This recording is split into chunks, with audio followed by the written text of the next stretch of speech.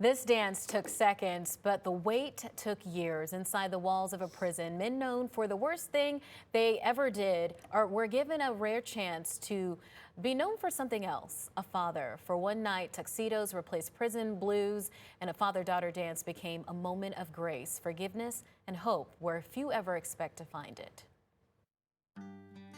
This run took seconds, but the wait is what took years. Most of these men have spent years being known for the worst thing they ever did. But on this day, they just wanted to be known as Dad. I missed every single event in my little girl's life. Missing all of that affected me, but what it affected most is her.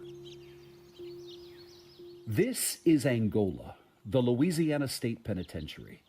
It is the largest maximum security prison in the United States, home to men convicted of murder and armed robbery.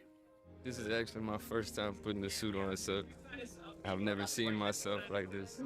I seen a man that I was supposed to be. And yet, for just a few hours, this is where a daddy-daughter dance was allowed to take place.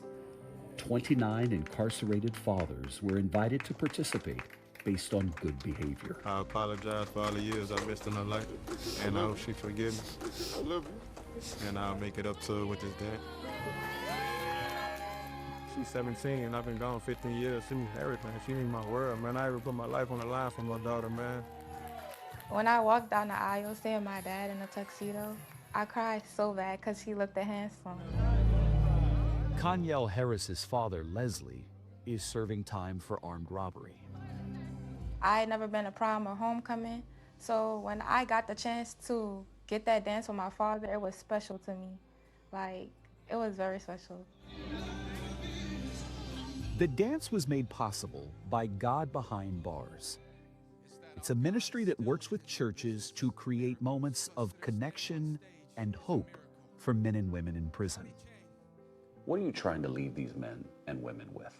I think that some people are never told what they're worth or that they have value. I genuinely try to overlook any pre-notions or labels that somebody may carry, that's both inside of prison and out, and look to the heart of the individual and just look at them as people. Jake Bodine founded God Behind Bars. The son of a preacher man, he says this day is for the daughters. But he hoped it would also change the fathers. If we want these environments to be places of change, corrections, Yes. right? Correction is really what the word is. Yes. And correcting the behavior, then we have to show them and model ultimately the behavior in which we desire of them. And so I believe things like this, faith-based programmings, educational resources, family unification, all of those things is ultimately what promote change. When you say these men can change, what about the father-daughter dance does something to trigger that change? They become fun, goofy, loving men. And I think it's okay as men to be strong and to be gentle. Yeah. And I think many of them were taught that you just need to be strong. And this moment teaches them that you can also be gentle. And it's almost impossible not to when you see your little girl running down the aisle.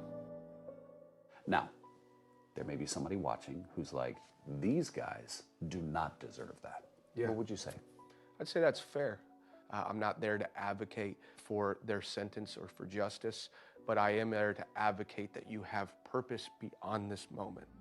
This day, the likes of which has never happened at Angola, only happened because of Assistant Warden Anne Marie Easley, who believed they all deserved it. So often the children of inmates are forgotten about, and we have to remember that they're doing time right along with their fathers.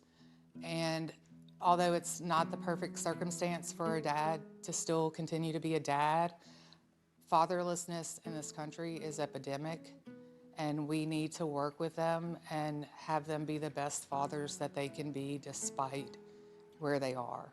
You could see the smiles on their face. Like I call it washing the prison off of them. I look like I was tailor-made for a tux.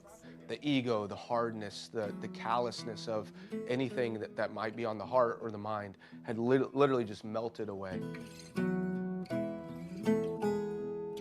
The emotion lived on in a letter that Kanyel's father wrote to her.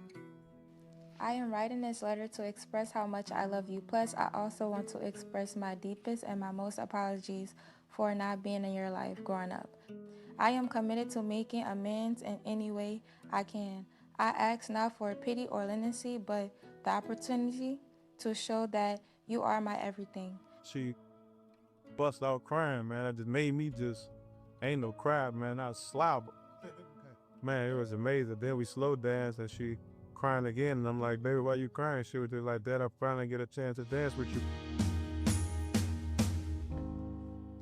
Your daughter's eyes when they saw you in your tuxes were amazing. And I just want to tell you all how proud I am. When you go look in the mirror, are you looking at the type of guy that you want your daughters to end up with? You're going to be the one that instills in them the type of guy that they deserve. And despite where you are, it can happen.